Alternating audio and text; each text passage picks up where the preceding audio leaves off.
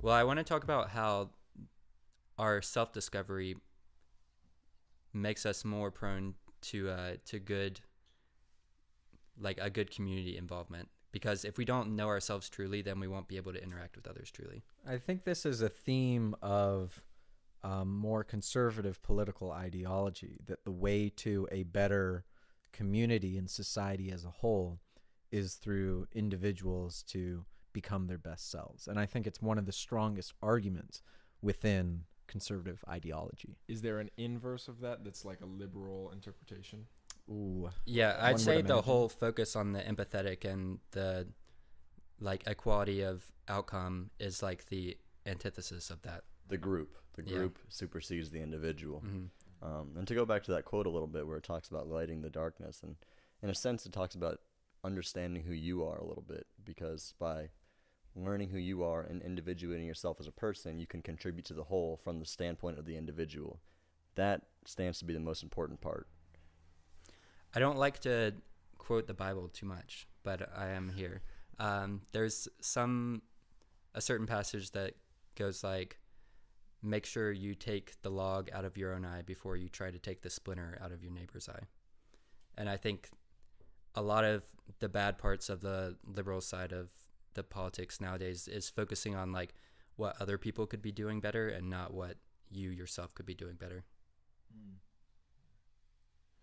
Yeah, so how can we improve ourselves in order to, I mean, what aspects of ourselves do we need to improve in order to make a better impact on the community?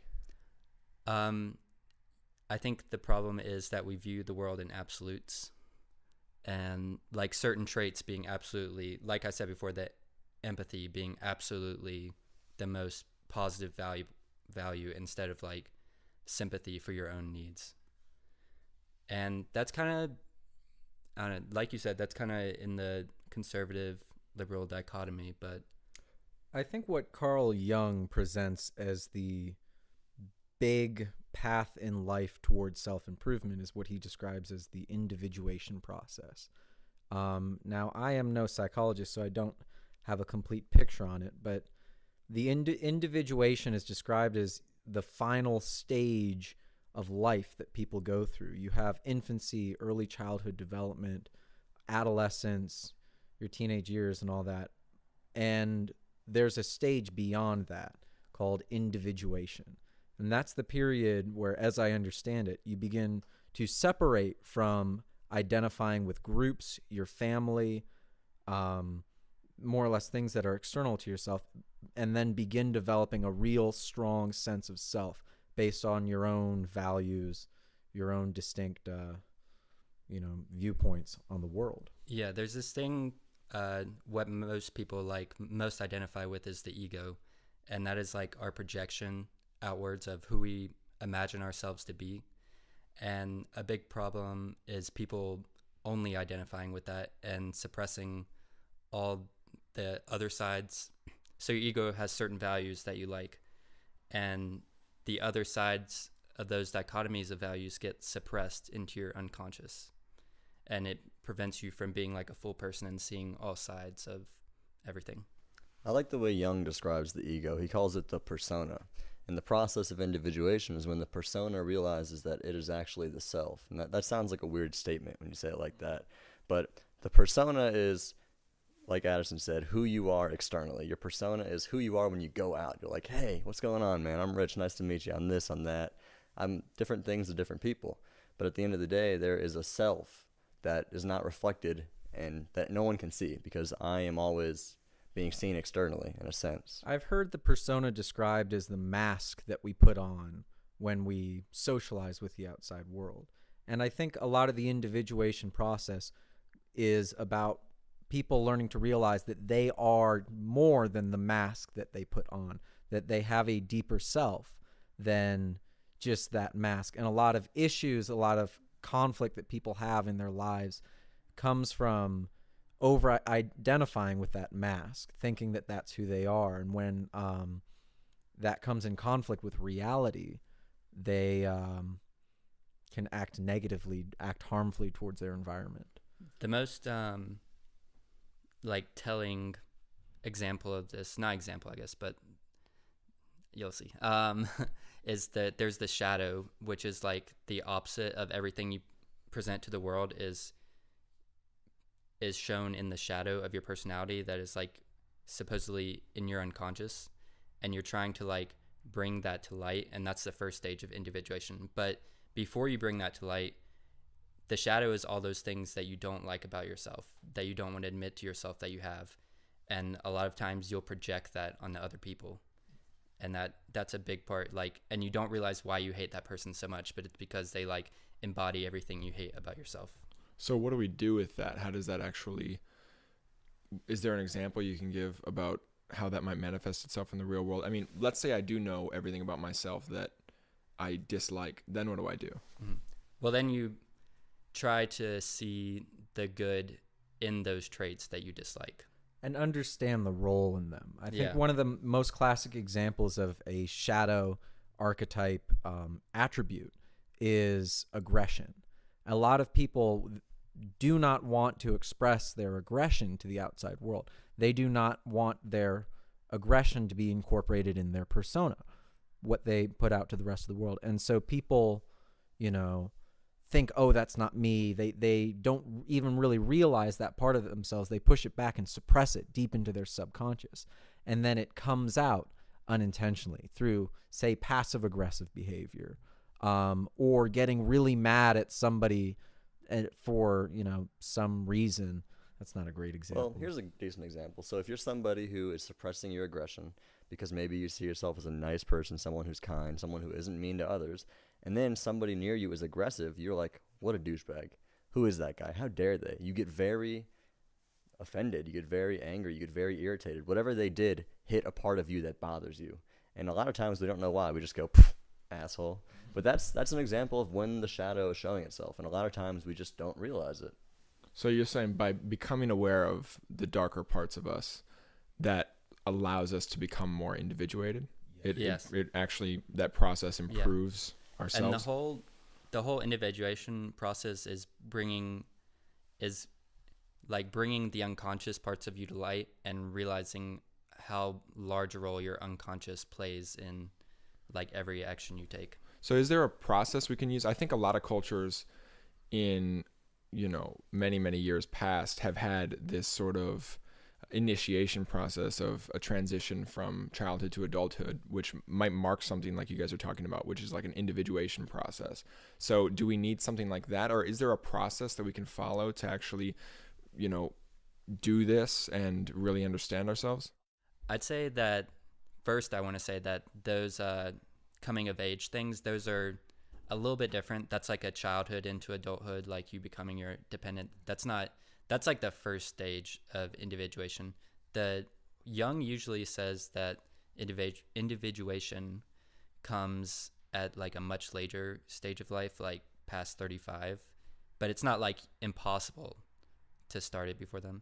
But the process you're saying like, what can we do? The process that we can achieve it through. I'd say it's just the hero's journey pretty much, which is just like realizing that you have to dig within yourself to overcome the obstacles that you face in life. And that's the thing about archetypes is they're archetypal, so everyone has them, but every single person has them expressed differently and uniquely. So there's no process just for you, because you can kind of get this, you can get the archetypal idea of it, but it's going to manifest in your life in a completely unique way that no one else will be able to tell you how to do. Although I do enjoy watching movies and then trying to identify with the antagonist, because a lot of times we just, the protagonist has the traits that we like and the antagonist is the douchebag. But if you watch a movie and you actively say, I'm going to try and side with the antagonist, it really is kind of eye-opening. And that's one of the marks of a really good movie is when they have a really good antagonist. You can see like from their point of view why they would be doing these quote unquote evil things. I think a lot of what we're describing is what Jung describes as integrating the shadow. And that's really the first big part of the individuation process, is beginning to confront the fact that these darker attributes are a part of who we are, and not just a part of who we are, but they play an important role. That there's a reason why we as humans have the capacity for aggression, for cruelty, for anger, all that those are tools that we have to interact with the world and survive and achieve the things that we want. And that all these things usually have a healthy means of expression. That there are going to be times in life where aggression is necessary. And if you've suppressed it into your unconscious because you're afraid of it and you don't want people to see you as a bad person, then you're not going to be ready to handle those sorts of situations. So I find a lot of integrating the shadow is coming to understand what are the roles that these emotions play in my interaction with society. Usually I just go around and punch babies. Yeah. I was thinking, right? Like old ladies on buses, babies. How many things can we punch? Aggressiveness is one of the largest ones that is like put into our unconscious today. I know for me that's a big one. When I was little, I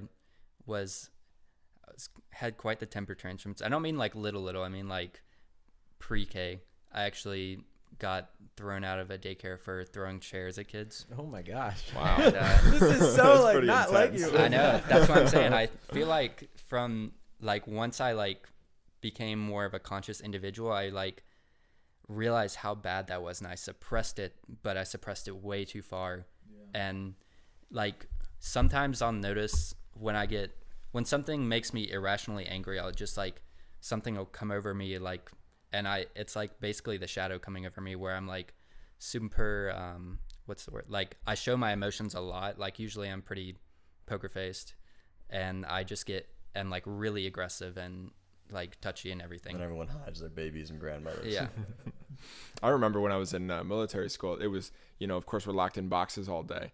And so it's just a bunch of guys and a lot of testosterone. And so there was fights that would occur all the time.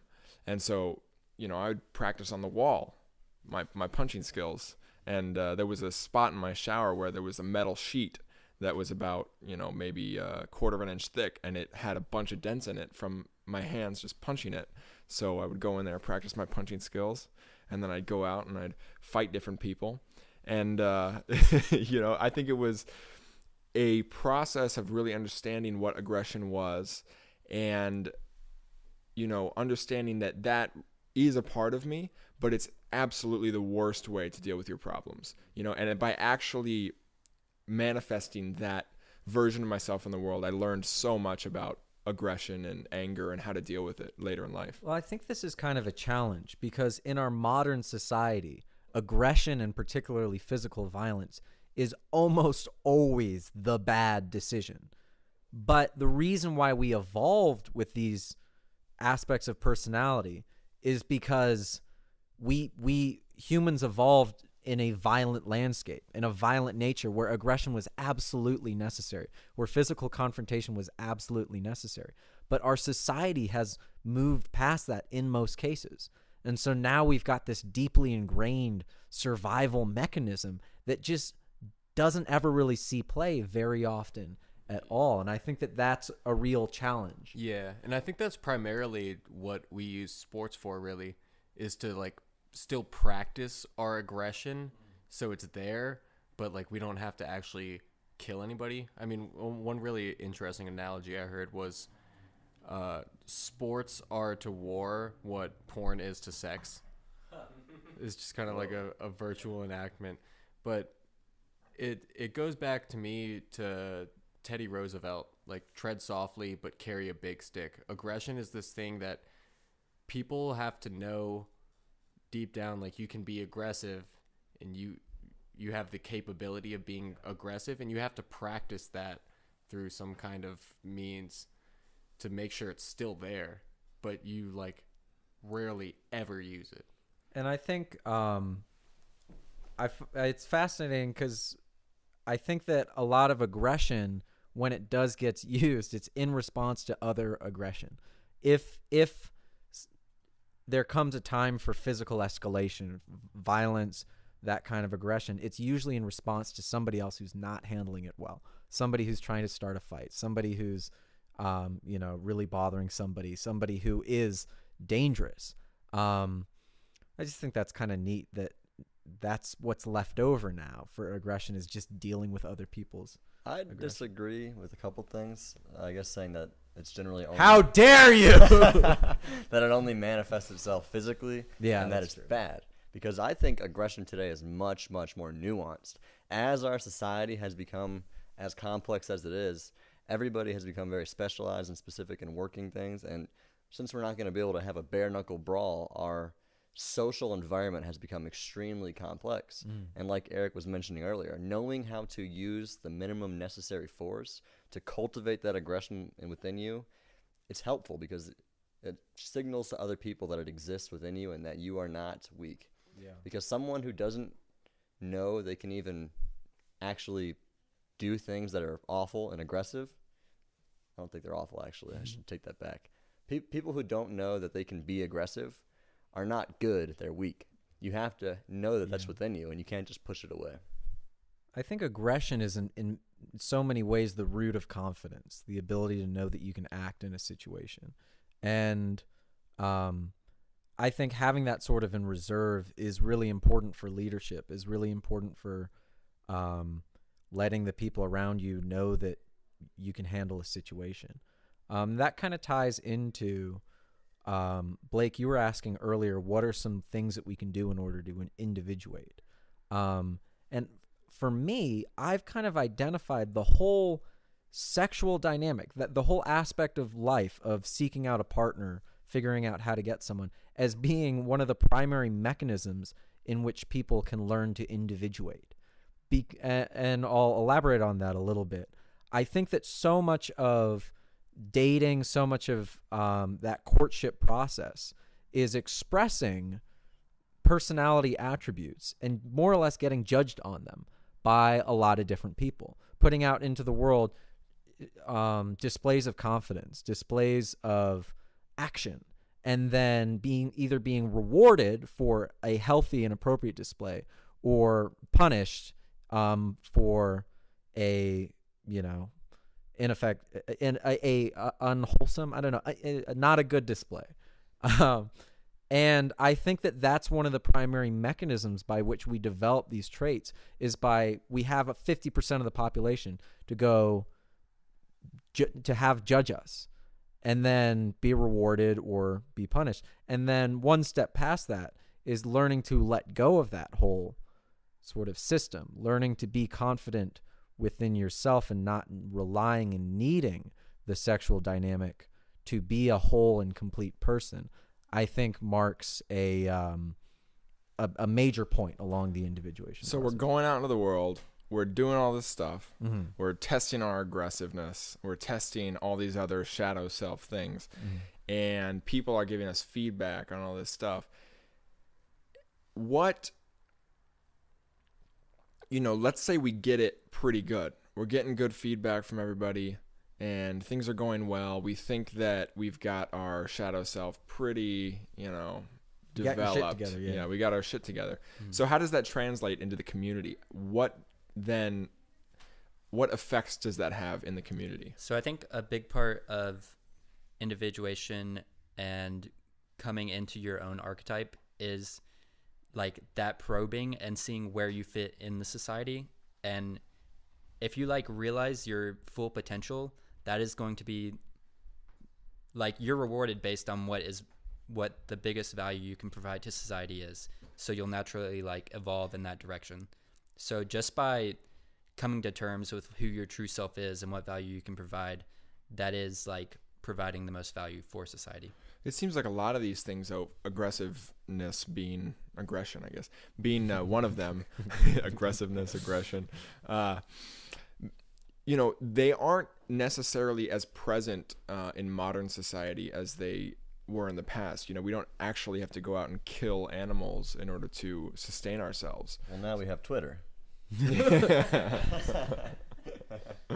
So how do these things translate? How does me being able to harness my aggressive behavior and not act on it, how does that translate to the modern world where these things aren't as necessary to have under wraps? Well, the change of environment is definitely a huge factor that I think humanity has to figure out a way to come to terms with. Because I don't think we're going to be able to come to terms with it. I think that we are too far away from our, evolutionary environment, such that I think life now for humanity is kind of this shit show of us like struggling and then we die. And then that's okay because, you know, we're still going to do our best within it. But I don't think it's something we're going to, you know, nail down. Sorry, keep going. I've actually thought this is kind of goes with the aggressiveness. I wish we had another one, but I'll keep going with it. I actually think the more we evolve into like a self-sustaining society, as far as like the essentials of life become really easy to get, I feel like sports are going to become bigger and bigger part of who we are.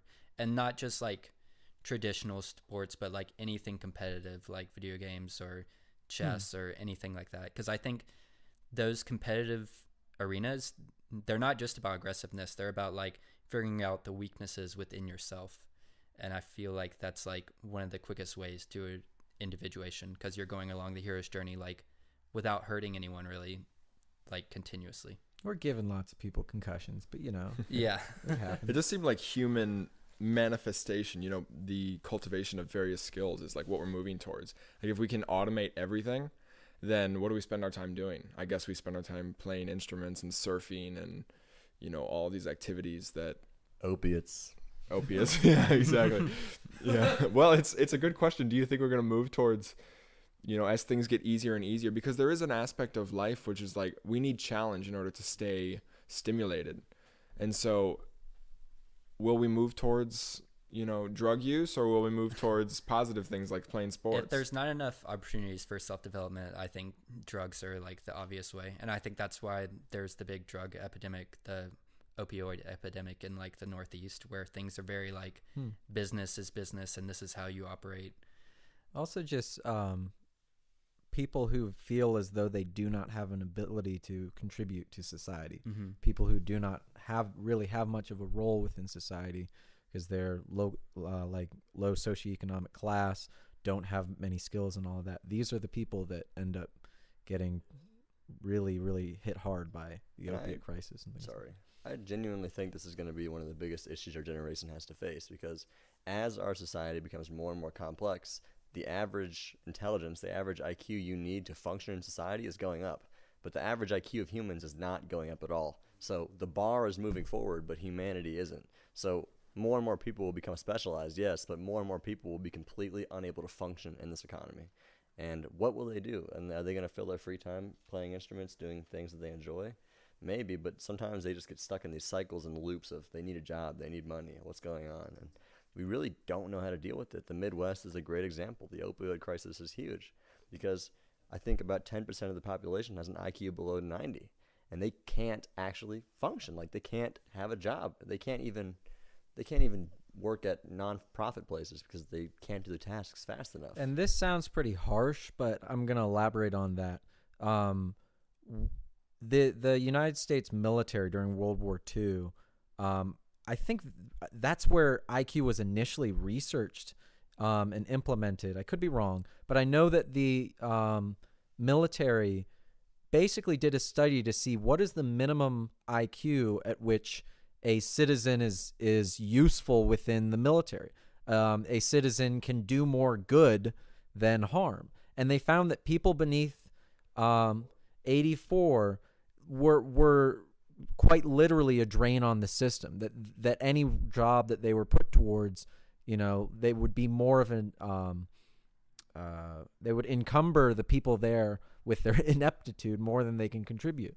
And so the U.S. military didn't put those people into service. And that's terrifying because if the military during wartime that need all the resources that they can get say that this portion of society is incapable of contributing, then what do those people do within society as a whole?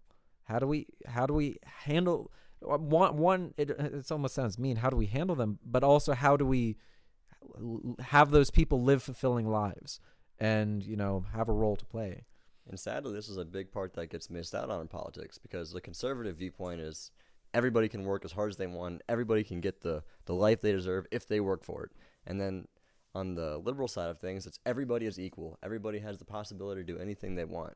But nobody's meeting in the middle and, you know, admitting this psychological literature, reading it and saying there's a space in the middle where both of you guys are kind of right, but what are we going to do about it? Yeah, I think the solution comes, so the competence hierarchies are the issue, where like the people that aren't as successful in the established fields fall to the bottom. But I think the answer to that, and one that America has been really good at until recently, is building up new areas where different competence hierarchies can arise. Basically, new fields, like computer science was a new field, and like not the best example. yeah, it used to be a good example. But that's a lot of the problem, is that the new fields that are opening up are highly technologically rigorous fields. But even like YouTube is that's people just go on YouTube and make videos and become millionaires just through that. So I think the answer is to meet in the middle between creating new ideas for like competence hierarchies to arise, like new competence hierarchies, so people can have a chance to rise, and putting more faith in the individual to meet that accomplishment and rise to the occasion. I think one other solution, and I really don't know how viable this is, and I'm a little pessimistic about it, but it would be nice. One solution is sort of a spiritual renaissance of, for me, it's returning not really, but moving towards some Eastern beliefs that talk about how fulfillment in life doesn't need to come from external things. It doesn't necessarily need to come from a job, that it can come from within, that it can come from understanding yourself, that maybe we move as a culture towards not getting so much satisfaction and sense of self-worth from the jobs that we have, from the money that we can produce and the things that we can buy with them, but from seeking internal development. And truthfully, this brings us full circle to that individuation process, which does not rely necessarily on the rest of the world. It's so much about learning to not be reliant on the rest of the world, not getting your sense of self-worth and life satisfaction from how other people perceive you, but from the sense of self that you generate from within. Of course, it's easy to talk about those ideas. I know. But to implement them is absolutely, near impossible, especially on a society-wide level. And so, we're trying. That's what we're doing here. But we have to be kind of, realistic about how things are going and what systems can we implement right now. Of course, we can say, okay, meditate, 16 hours a day, and that'll solve all your problems. It will. Yeah, well, but can you meditate 16 hours a day? And the answer for, 99.9% of the population is no. So I wonder what systems we can implement right now, real systems that will show a difference in the problems that we're having, not only with the people with lower IQs, but there's a problem, with people don't even have to society anymore, right? We can just sit in our homes and we don't have to contact anyone. I'm so tired of society. Yeah. Society is exhausting. And so, we get back to this sense of community, right? Well, community seems like it can solve a lot of these problems. If we can build sympathy back into the systems that we have, which has been quite clearly lost, right? People are sitting in their homes, nobody even knows that they exist, and they're not a part of what's going on. And so I wonder how we can use maybe Eastern religion, maybe some other structures to re-implement a sense of community so that we care about each other again and can make progress on that front instead of wondering what more institutions we can set up. Yeah, one really interesting thing that I've been hearing in this conversation is there's kind of like a chicken and the egg problem here with the community and the individual. It's like finding yourself as an individual going through the individuation process can make your community so much better because you can give so much more to your community when you find yourself, you find your talents and things like that. But also at the same time, drastically improving a community being uplifted can help an individual find themselves. So it's like we have this constant interaction between individual and community that's just playing off each other. And as both of them degrade, we get further and further into neither of them being adequate. Well, I don't know that either are degrading so much necessarily. I think I do personally. I have a lot of optimism about how media, it's some ways in which media is being used to help promote this process. There's a lot of new podcasts out there that are all about self-development, all about utilizing the newest things we understand about psychology in order to better ourselves. And so I do kind of I have hope towards the new access to resources that people have. I have hope that people will continue to use those things to try and better themselves. And I think, Eric, you hit it on the head. One of the big questions we face is, what do we do? How do we help people? And this brings us right back full circle to the very beginning of this podcast. I think the best thing to do to help other people individuate is to seek individuation yourself.